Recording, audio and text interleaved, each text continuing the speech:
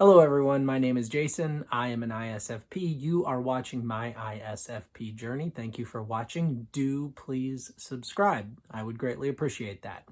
So let's talk about intuition. The other day, my wife, INFP, so second function, extroverted intuition, and if you're into objective personality, I would say that extroverted intuition is one of her saviors. So my INFP wife and I were having a conversation, and she and I were talking, I believe, in the land of intuition. Her extroverted intuition was having a conversation with my introverted intuition. I'm sorry I laugh because the whole concept is funny to me, but it's true. Her extroverted intuition was having a conversation with my introverted intuition, and we were not quite connecting. And then the conversation turned when she said something that helped me to go, to have an aha moment. And then from there, I think we understood one another much better. So if you're relatively new to understanding personality type, think of intuition does a few things. Intuition, it's very future focused. It's very concerned with the realm of ideas. It's concerned with the abstract. Extroverted intuition is looking for ideas in the abstract world, and for an INFP, they value ideas in the abstract world. So they're gathering in information in the abstract and then organizing it and making sense of it through their introverted sensing. For me, I'm gathering in and valuing information in the physical world, and then I'm organizing it and making sense of it with my introverted intuition. So introverted intuition is much more narrowed down. Extroverted intuition is looking for possibilities, and introverted intuition is narrowing down on one possibility, okay? So the whole thing kind of went like this. We live in a very old house. It has a lot of problems, and we don't have a lot of money. So our house needs all sorts of repairs, okay? And me being extroverted sensing and wanting everything to look pleasant, let me just tell you, there are aspects of our house that they cause my extroverted sensing desire for pleasantness to just be completely railroaded. So we have these outdoor hose spigots, and when from the time we moved in, one of them was not functioning properly, and now the other one isn't. There are two of them on the house, so we have no outside hose spigots at the moment to run a garden hose to, because neither of them function. We have this concrete step on the front of our house, and there are concrete steps in the front of our house, and the third step is crumbling. We need to redo the concrete. And we have a bunch of the rooms in the house. They have paneling, there's ugly paneling on the walls, and they have drop ceiling. Who puts drop ceiling in a house? I mean, if you have drop ceiling in your house, I apologize. I'm not trying to offend you, but most of the time that's reserved for businesses. So anyway, a lot of things, and that's just the tip of the iceberg. All sorts of things we'd like to fix and change and so on and so forth. So a couple months ago, my wife was talking about the hose spigots, and she was like, well, we should hire a plumber to fix these hose spigots. And I can do some plumbing work, but if you could see it, you'd be like, okay, yeah, you got to seriously know your plumbing to fix these problems, okay? So she was like, we should pay a plumber to come fix this. And I was like, yes, I totally agree. Well, I never did anything more with it, all right? For a whole host of reasons that have to do with logistics and time and whatnot. And I didn't want to burden her or anyone else with it. So I kind of had this feeling like I have to do it all myself. And I don't have to do it all myself. It's totally wrong. My wife does a ton of things, and I don't know why I felt that way, but for whatever reason I did. So a couple months ago, I'm like, yeah, I agree with you. We should pay a plumber to come fix these hose spigots. So nothing ever happened. So then, I don't know, somewhere along the way, she was like, look, I have watched a ton of YouTube videos on fixing concrete. I think we can fix this concrete step, all right? And I'm like, yep, that's awesome. I'm so glad that you watched those videos. We should do that. And again, for logistical reasons, and because in my mind, I don't think things through all that clearly, and I hate planning, hate planning. Okay, so for people who have lead NI, plan. They're big time planners. But I have NI as my third function, introverted intuition. I hate planning. And so again, we had this conversation, we should fix the step, but nothing ever came of it. So then the other day we're sitting in the living room and my wife's like, it wouldn't be that big of a deal, that difficult to like, change some things in this room, remove this drop ceiling, and here's what we would need to do. So we're talking about it, and we're hashing it out, and I'm like, yeah, this, that would be awesome. And then all of a sudden it just hit me, and I'm like, well, not too long ago we talked about the front step, and not too long after that before that we talked about the spigots. And okay, so here's where the rubber meets the road on this conversation. My introverted intuition was like, hold on, there are too many things. We've got to narrow down on one. I can't handle, we're going to fix the spigots, we're going to fix the step, we're going to remodel the living room, all these things, right? I'm like, it's too much. We've got to narrow down on one. All right. So my wife and I, over the last few years, we've really been working on communication and being like, look, if there's a misunderstanding, we just need to talk through it. It's perfectly fine. So I said to her, I was like, I'm stressed by this conversation all of a sudden. Like I was fine. And then all of a sudden it stressed me because I'm like, not too long ago, you wanted to fix the spigots, right? Then you wanted to fix the concrete step. Now you want to do this. Remodel the living room. We haven't done any of these things. We've got to narrow down on one, okay? Because I want to narrow down on one. That's what my introverted intuition wants to do. It wants to narrow down on like one thing. Don't give me all these ideas, all these possibilities. I don't want endless possibilities. I want one course of action, one possibility, okay? So she says to me, and by the way, intuition in general speaks in metaphors a lot. So when you hear people using a lot more metaphors than speaking in concrete terms, it's a good possibility that you're talking to someone who has intuition as a savior functions, who has intuition as, like one of their top functions, and they look to intuition as sort of a hero, okay? So my wife says, okay, listen.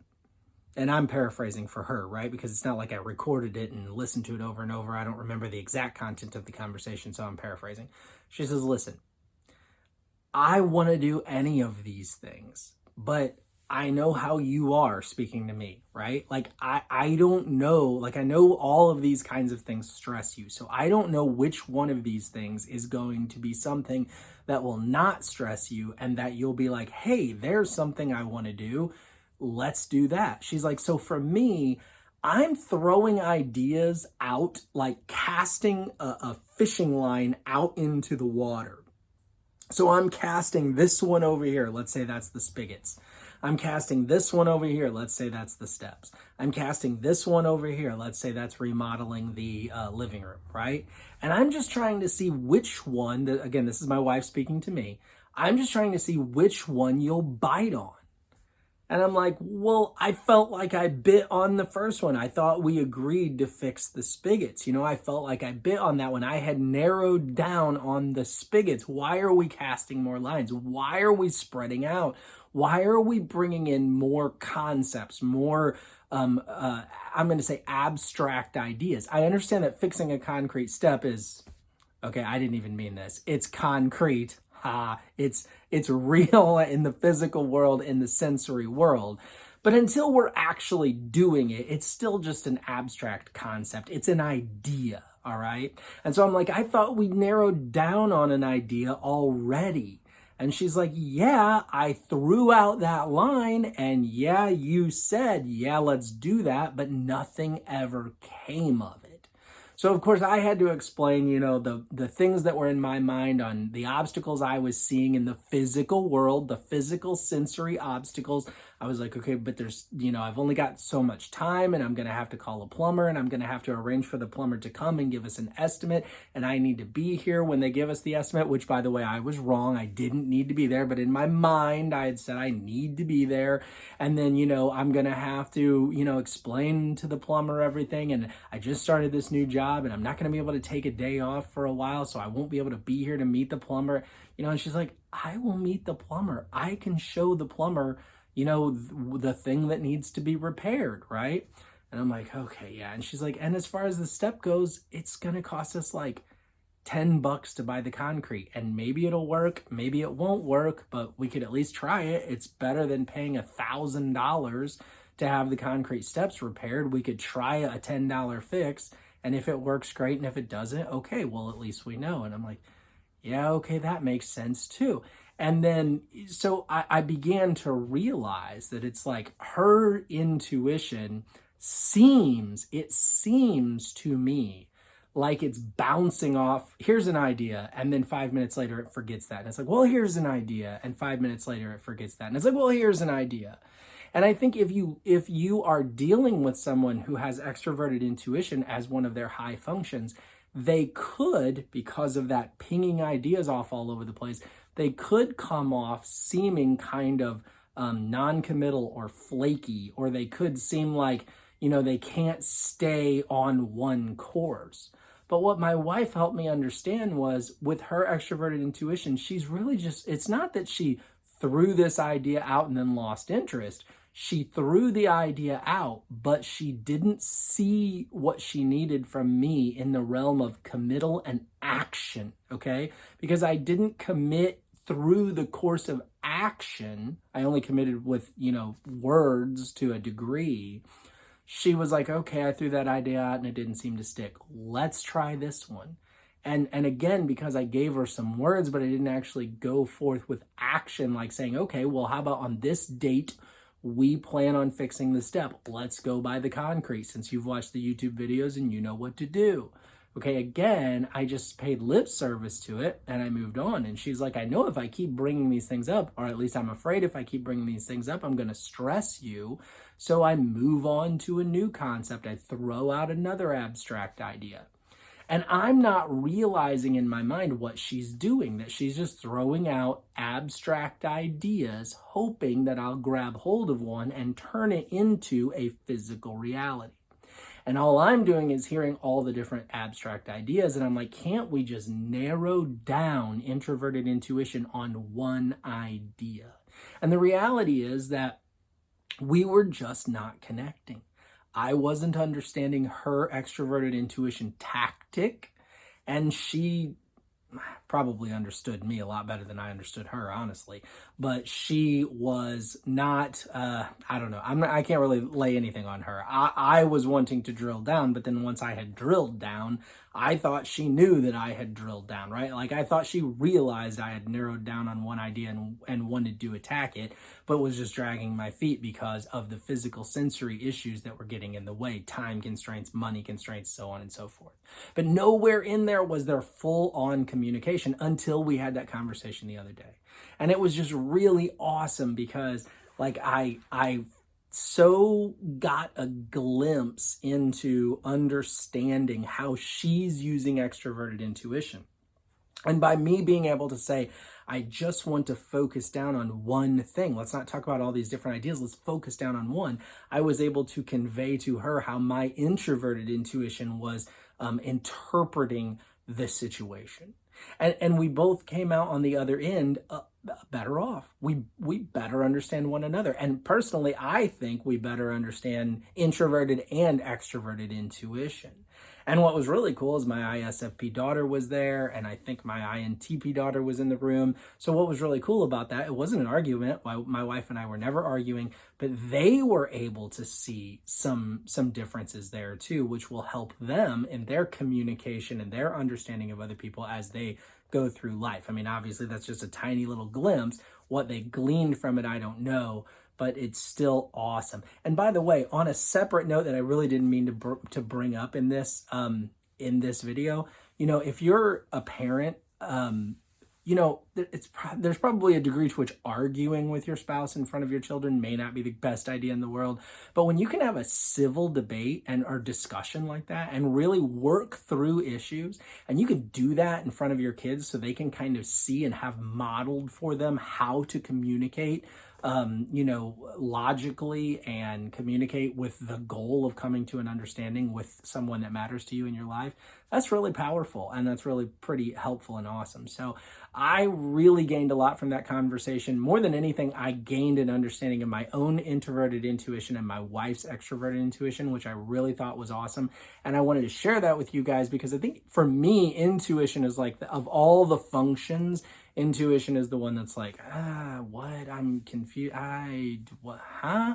And again, that's because I have introverted intuition, which already is not so concerned with gathering in big ideas in the abstract, but narrowing down.